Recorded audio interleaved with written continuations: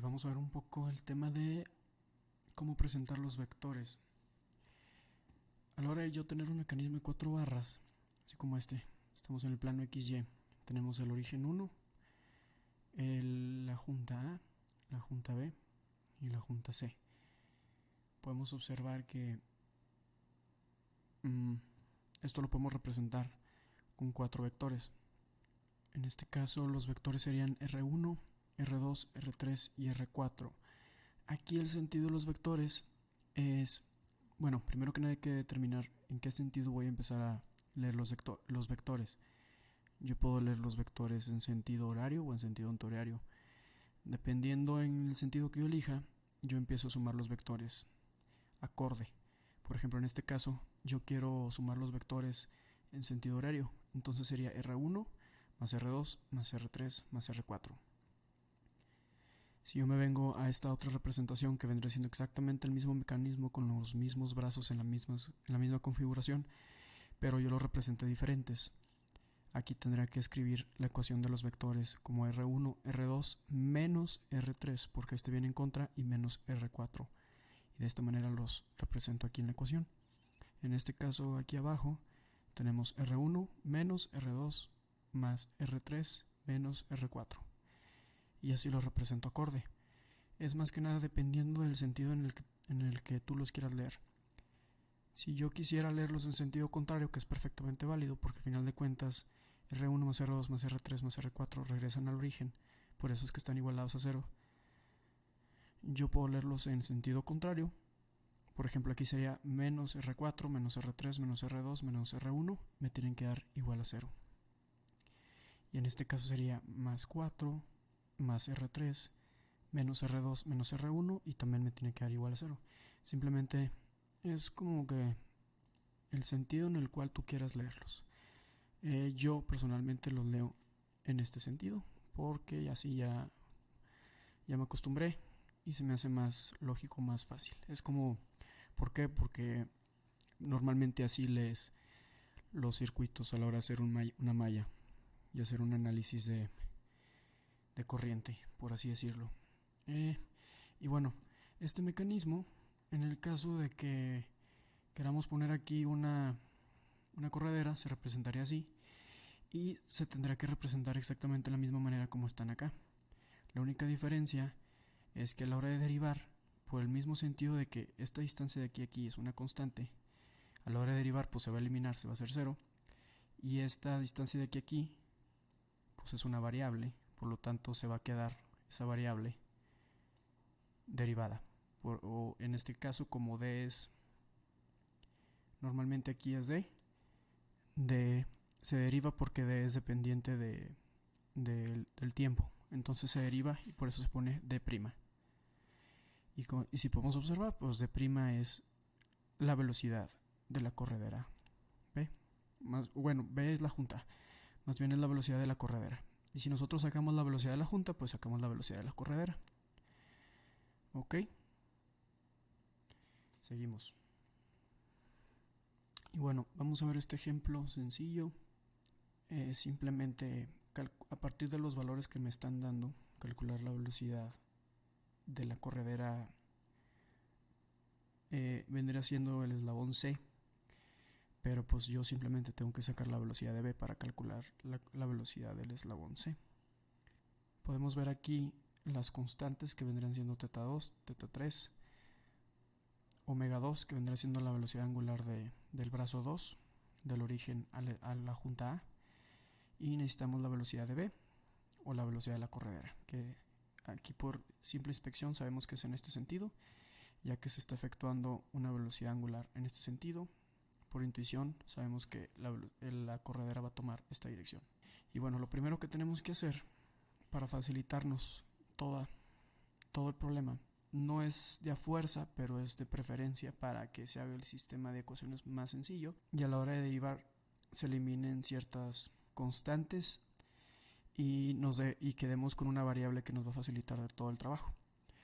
Lo que tenemos que hacer es simplemente alinear el sentido de la velocidad de la corredera con el eje X.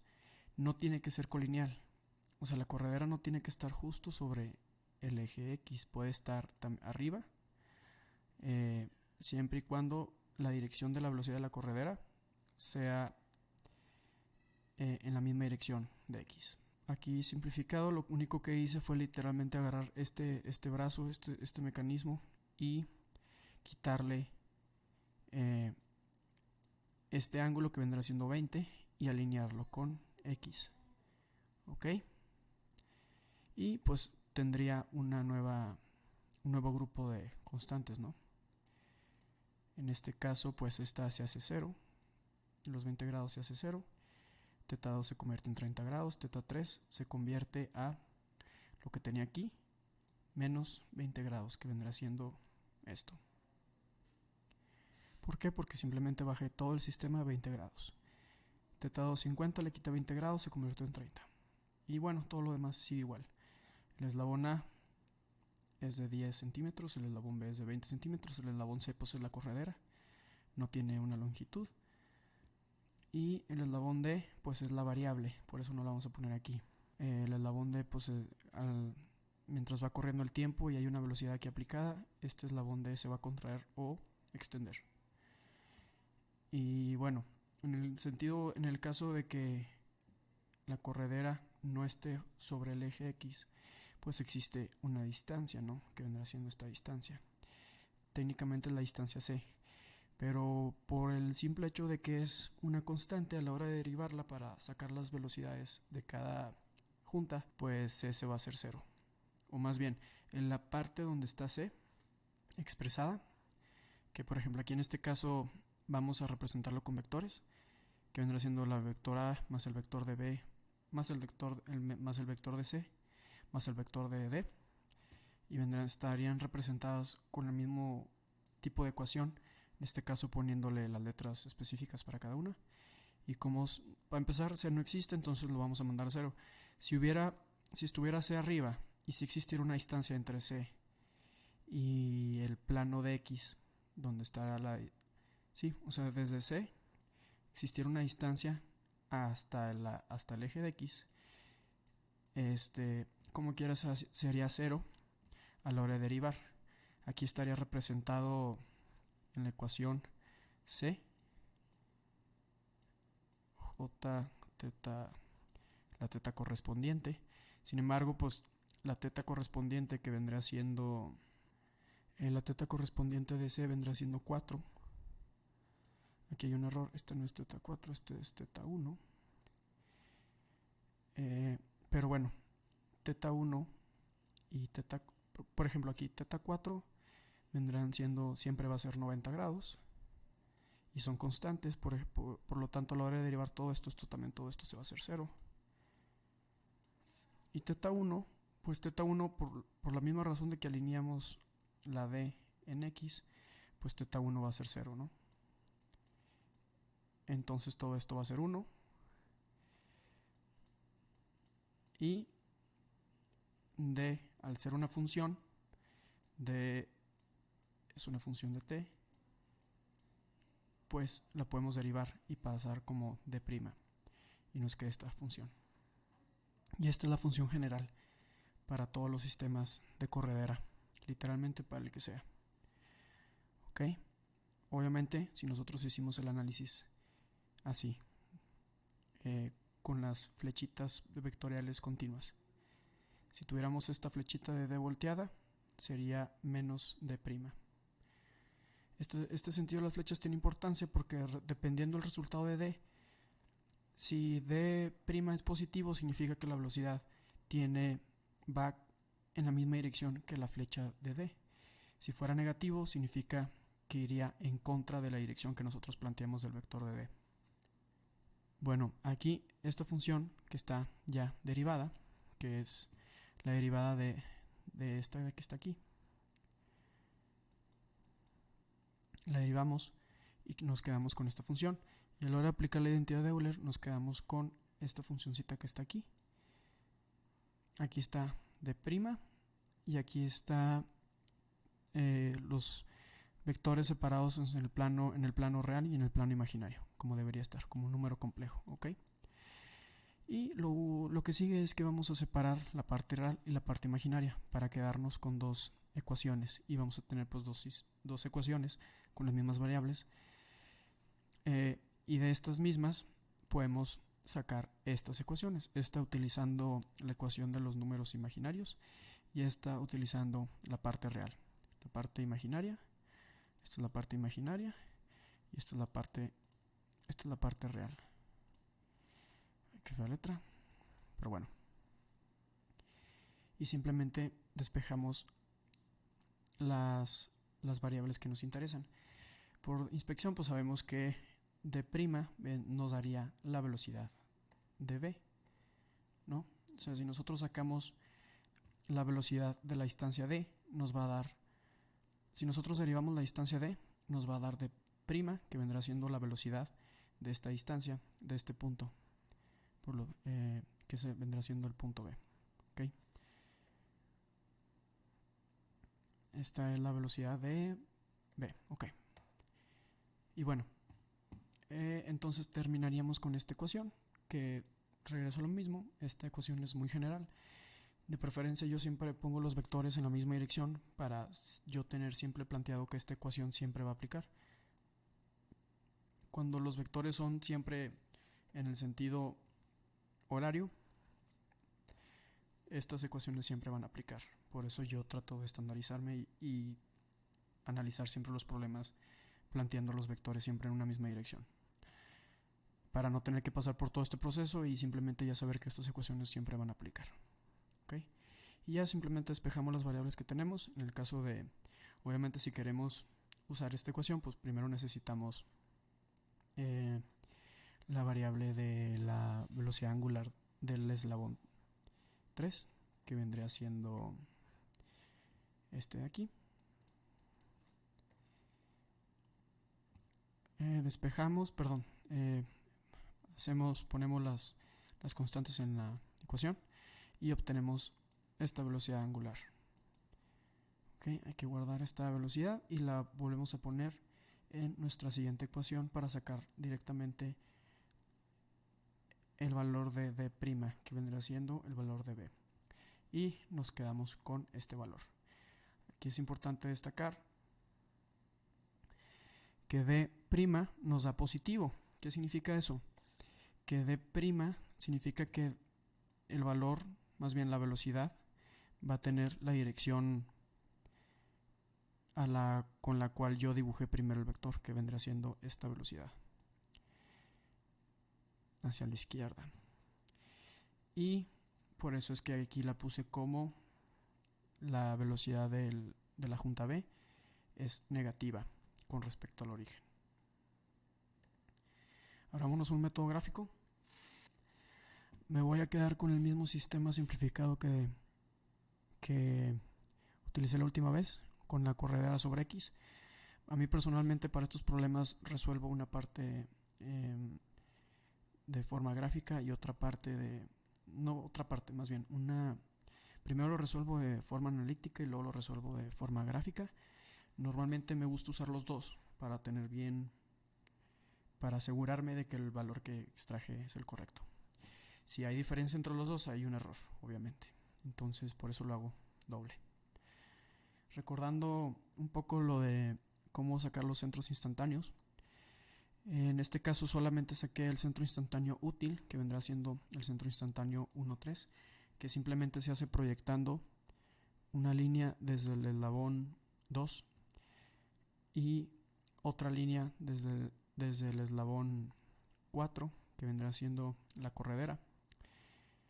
Si yo proyecto una línea desde el eslabón de la corredera y otro desde el eslabón 2, tomando en cuenta como si la Tierra fuera el 1, este fuera el 2, este fuera el 3 y este es el 4, bajo estos estándares que ahorita estoy planteando, yo proyecto una línea y se me forma un centro instantáneo.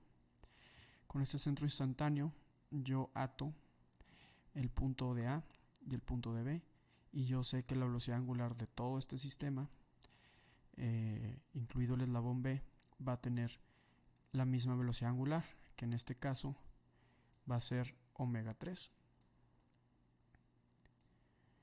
Entonces yo simplemente necesito calcular la velocidad angular 3 para poder sacar la velocidad de la corredera.